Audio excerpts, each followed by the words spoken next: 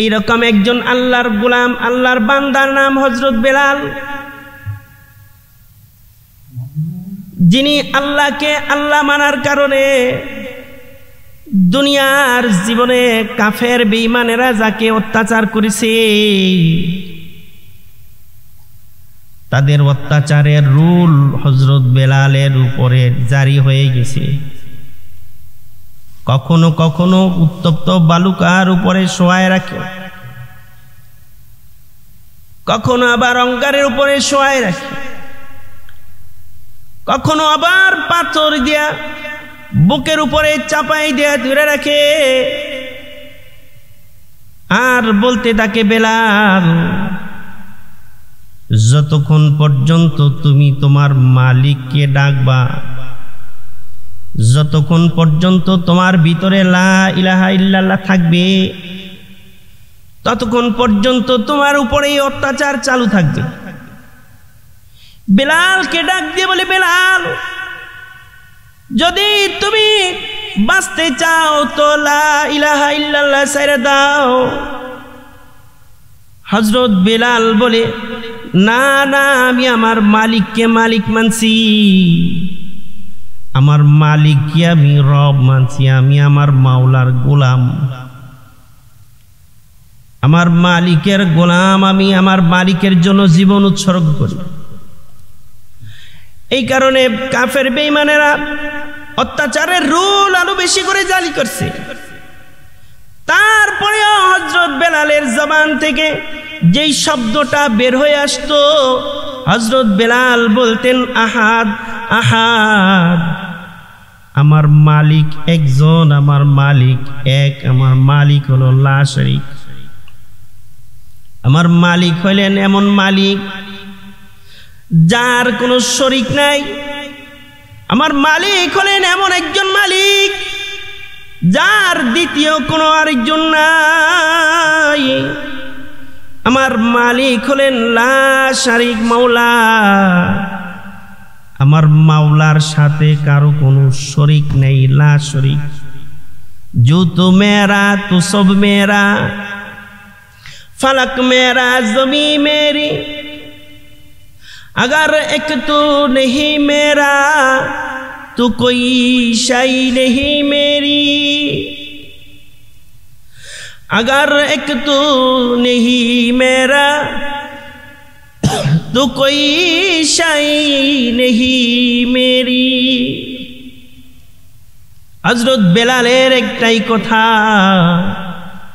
मालिक तुमी यदि आमार हये जाओ तो सब किछुई आमार, तुमी यदि आमार तो सब किछुई आमार, जमीन आमार, आकाश आमार, चंद्र सूर्य आमार। আর যদি তুমি আমার না হয়ে যাও তো কিছুই আমার নাই। মালিকের জন্য হযরত বেলালের জীবন উৎসর্গ করা, এই জন্য হযরত বেলালের জবান থেকে আহাদ আহাদ শব্দ বের হয়ে আসতো। হযরত বেলাল মালিককে যেমন মানছে, হযরত বেলাল যেরকম তার রবকে মানছে, হযরত বেলাল যেমন তার মাওলাকে মাওলা হিসেবে মেনে নিয়েছে, তো মালিকও তার দাম ইজ্জত এত বাড়াই দিছে, সম্মান আর মর্যাদা আল্লাহ তারে এত বাড়াই দিছে। মসজিদের নববীর মতো এমন একটা মসজিদের মুয়াজ্জিন আল্লাহ তারে বানায় দিছে। সুবহানাল্লাহ। তো মসজিদে নববীর মতো মসজিদের মুয়াজ্জিন হযরত বেলাল। হযরত বেলালের মান কত, কত দাম বেলালের। আল্লাহর রাসূল সরকারে দু আলম মেরাজের রজনীতে যখন জান্নাতে প্রবেশ করছে, আল্লাহর রাসূলের আগে আগে একটা খরমের আওয়াজ পাওয়া যায়, কে যেন খরম পায়ে জুতা পায়ে হাঁটতেছে।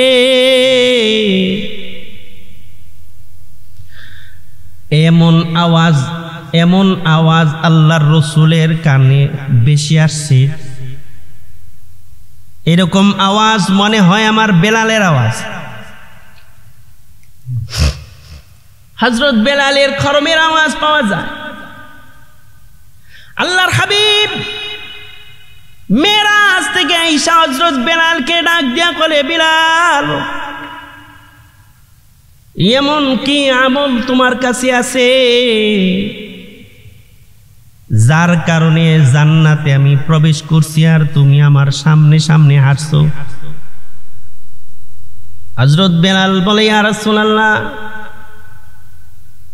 খাদেম কিন্তু মাখদুমের আগে আগে হাঁটে, গোলাম কিন্তু তার মনিবের আগে আগে হাঁটে। আমি আপনার খাদেম হিসেবে, আপনার খাদেম, তাই আল্লাহ পাক জান্নাতে আপনার এরকম একটা নিদর্শন দেখাইছে। তবে আমি বেলালের তেমন কোনো আমল নাই। একটা আমল আমার আছে, আমি যখনই আমার ওযু ছুটা যায়, আমি বেলাল সঙ্গে সঙ্গে ওযু কইরা নেই। ওযু করার পরে আমি 2 রাকাত তাহিয়াতুল ওযু নামাজ পড়ি। এই আমলটা আমার আছে গো ইয়া হাবিব। আল্লাহর রাসূল বলি, বেলাল, হ্যাঁ, এই আমলের বরকতেই আল্লাহ তোমার এই মর্যাদা দান করছি। সুবহানাল্লাহ।